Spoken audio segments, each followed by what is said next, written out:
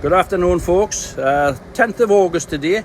It's an absolutely beautiful red hot day here today in the northeast of England. We're very fortunate. I've been asked through to see a well-known grower who's really just come onto the circuit in the last year or two.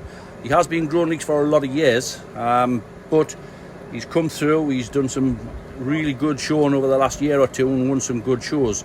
I've had a little preview of his place today, and believe me, he's going to win some shows this year as well. Anyhow, without further ado, I'm going to introduce you to Billy Rumney. Right, Billy. Thank you for inviting us here today. No problem. I'm surprised that you're letting us put a video on before the shows, but never mind. If you're willing to let us, we'll go through and we'll show people what you're doing. Got no to hide, John? No to hide. Well, you've certainly got something to show us. So, Billy's place is in his back garden. He's also been a pigeon man, which I'm going to show you his converted pigeon loft shortly. But these are not big polytunnels, they're just small, they're not high. They have all got shading on. He's got a little bit of air conditioning in, which we'll talk about. But we'll move into the very small one, which was originally for blanch leeks. Right, Billy, explain what's going on in here. Well, this is the last tunnel I built, John. And I didn't realise, I didn't think I'd get it built enough in time. So what I done was, when I did get it up in time, I had 4 number 2 leeks left out of me 24, which I kept to put in. And this is them 4. So I put them in here, and they're looking well. I'm pleased with them. Bearing in mind it's a first year trench, first year cover. The cover could have been a little bit better, but it's serving its purpose. They're brilliant, they're in perfect condition. And I am pleased the way they're coming. I really am. Really good size. How often are you watering, Billy? These get a litre of water every 3 days. Now, today I might give them half a litre a day, John, because of the heat. Because I can feel it now. It's really so where are you actually watering? What part? I cannot really get in. This is where I made the mistake. I should have really put a pot in between each one, John. I'm having to water there, and there, in the middle of each leek, and at either end of it. And as I say, they'll get a litre every 3 days. But with these conditions at the minute, I might give them half a litre they need. In between each plant. Do you know what I mean? They're certainly in super condition. But as I say, next year it'll all be changed, because I'm gonna put the black and white on, John. Because what's happening is, with me flags lying directly onto my soil, and bear in mind I've got to angle them this way because of the size of the foliage. You know what I mean? I couldn't get it in. I'm getting a bit like condensation on the morning, which is it's starting to decay the flags a bit quicker than what they normally would.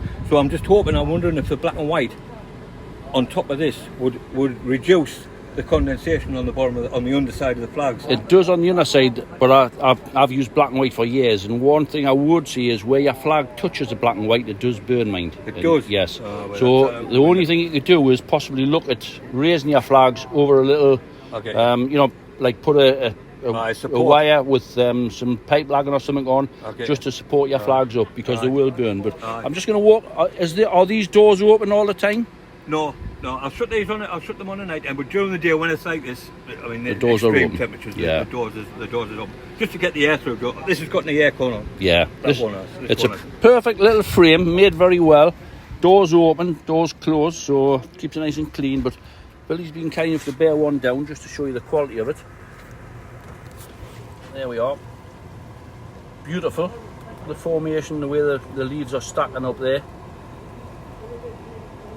And they're very, very clean, I must say. So, Billy, are you willing to share what you're spraying with? At the moment, I'm using Folia from Bresco. Yeah. I'm using that. I'm using Smitten. Yeah. Which I think they've changed the name now to, I can't remember, Carlton Abba. Carlton Abba. And for me fungicide, I use 3 times a year is Amistar. Yeah, Amistar. And that's all I've had. That's it. Aye, and beautiful and clean. Really, the 3 times a year, John. I like to put that Amistar down as a root drench though as well. Yeah, it's good. Aye. The third time I use Amistar is stock plants. That's the 3rd time that leek will get a dose. So they're getting it at the start of life in the greenhouse, and obviously before they get put back to seed, they'll get it again. That's the 3 times they get it. And touch wood, I've never had any serious viral trouble or out like that with them. Any bacterial problems out They're like that. certainly beautiful and clean, and they're in perfect condition, so I'll take my hat off to you. These are Cumbrians, a few small Cumbrians next to them. They were just put in to fill the trench up, basically. A few in, yeah.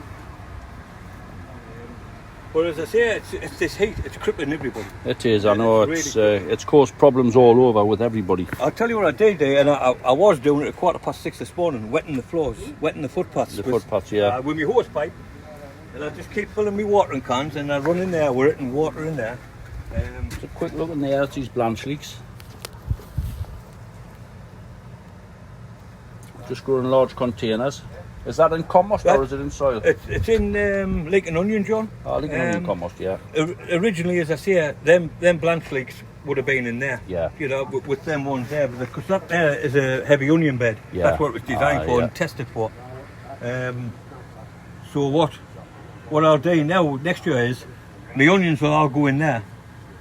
My long leeks will go in here. Right. Because it's easy to work at. It's a nice height to work at the blanch leeks. It is. It's ideal. And I've got one problem with this trench here, and it's that first leak there. Every year, the last 2 years, I see every year. I've only been growing again 2 years. It's always smaller than everything else in the trench. It's funny, you tend to get that. I'll just go in here. This is another homemade tunnel that he's made. Again, it's very good. Both polythene and shading up over the top. And if you can hear that noise, I'm just going to walk along because these are a sight for sore eyes. They're absolute pictures. Beautiful. Some really big leeks in here, and the condition is absolutely magnificent. A lot of people are having problems with temperature at the moment, but Billy's got an air conditioning cool blower in here, which is blowing cold air in. It's blowing it in from the bottom, and the one at the top sucking hot air out.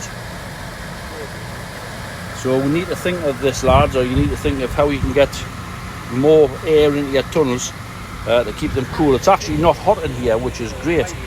Well, we'll have a little look there. I don't know if you can see that. I can't make it out properly. I'm not sure where that temperature gauge is standing, Billy, but you might be able to tell us. Oh, I'll tell you on the bottom. Been in the 80s in here, but I was in my tunnel this morning with Peter, and it was 112 degrees Fahrenheit in mine. So it'll give you the difference. Well, I've got to say, these are absolutely superb. The beds are quite dry by the look of it, but they're getting a litre 3 times a week. So I'm looking from this side. Who's that there? So I'm looking from this side, mate. Yeah, mate, I know, you see. I'm a bit. Oh, the two of them are here. The followed us down. The pair of them. The bugger, I can't go anywhere without these two being on the boat. There's crumbs all over me, polytunnel. I thought. Well, Billy, I'll take your hat off to you. These leeks are absolutely superb. Oh, yeah, thanks, John. It's just that's the one there. It always seems to be smaller than the rest. I'm going to say Billy Reid, and I'm going to ask Billy if he'll. I'll take some soil out of there, and I'll get Billy to give analyse it. A conductivity test and a pH test, yeah. Because it's only that one, and it's done it for the same 2 years. It's done exactly the same. So what I'll do is I'll dig this out of here. I'll put it in one of the big black tubs. I'll put that into a tub. I'll chuck this forward, and then that'll go up there, and I'll see if there's any difference. Yeah. It could just be the position of your tunnel, you know, but it's unusual for the soil to be different in one part to the rest. That's it. Do you get this soil analysed? Do you get it analysed? All I get is my pH and my conductivity. That's all I'm really interested in, because I'm not keen on man-made fertiliser, John. You're dead right. I'd rather you stick with organics. These here, for manure wise, I use Grow Organic. I'll not go past it. Yeah. It's good. It's got a NPK rating. It's a good fertiliser. And I use seaweed meal. Yeah. When I put on, and the other main thing that I put on is green manure. Perfect. And that's basically all I get. There's only one other thing that I do, which I think does help. Getting back to the pigeon side of it.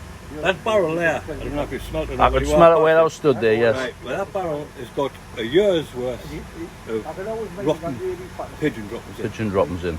Underwater for a year. Aye. Takes all the heat out. Yeah. But the thing is, what you get with pigeon droppings, John, you get the organic matter, which is the dropping, and because the pigeon also urinates when it has a dropping, you get the urea and all. Yeah. So what you do is, in a year, that'll come out of there and it'll be like soup. Aye. Again, thinking microbacteria. Microbacteria, yeah. The smaller the matter you're putting in your trench, organic matter, Yeah. the quicker them worms tatted up, and Aye. the quicker your trenches get a reaction. You're dead right. Now, that there, there'll be an instant uptake for the worms because it's been. I'll stir it So when will you add that? when everything's out of here. The trenches are empty. That there, I'll do 4 trenches. Aye. I'll soak them, Yeah. right? And then what I'll do when that's washed through, I'll put me Grow Organic on. Then I'll put me seaweed meal on. Yeah. Then I'll dig it in. I'll dig it out, and then double dig it. Yeah. So I'm doing 2 jobs in one. I'm putting me the organic matter in, Yeah. right? And then when that's done, I'll put me green manure in. I'll set me green manure. I'll do 1 trench at a time, Aye. and then I'll let me green manure get to about 8 inches. I've got some the privet shears. Yeah. I've got the privet shears there. I just chop it Chop down, it down. a metre at a time, so you Yeah. can get it turned over for the gas. You know, so you're not rushed. So what green are you using? Mustard? Mustard 199 caliente. Yeah, caliente. Aye, so you get a biofumic off that, which helps your soil. It It's does. all down to microbes, John. You're dead you know right. You sell it is. Aye, you're The dead healthier right. you've got that trench, the healthier you're going to get a plant out. 100%. You know, so That's a picture. We'll have a look at his stock because he's also got some beautiful stock. Billy's a great believer in keeping everything nipping. His footpaths are clean. The whole place is immaculate. that's the stock plant there. I just took this glass out there the other day, let the air through. Beautiful heads. Stripped off clean. Same as the way I do it. Right down, and as you can see, they're lovely and healthy because they've got beautiful big king pods on the bottom. Now certain varieties don't produce king pods, but certain ones do. But as you can see, the ones that are coming off here are really nice, big, fat, plump king pods. Onions just in small containers. I think that's a 15-litre container. They're a type of air pot. I've got the same ones with the root train and sides on. They're great. And you can see again, The sun got them like. the sun's hit these. He's just put the shading up. But again, beautiful. Some intermediates in there. And I must show you his pigeon loft that he's converted. As I say, there's 3 of us popped through here today. You'll recognise these 2. Hey!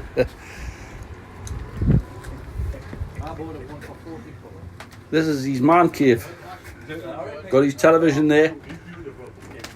Stereo, CDs, armchair, sofa. So if he falls out with his wife, he knows where he's coming. Or if she falls out with him, she knows where she's coming. His pigeon trophies at the far end and drinks cabinet and the cooker. Fully organised, the place is great. Well, we'll say goodbye. Thank you very much, Billy. The place is brilliant and it's been well worth coming through to have a look. Nice to have you down. And we'll put this on YouTube and I'm quite certain we'll get a lot of hits on it. Payment loss. Thank you. Cheers, John.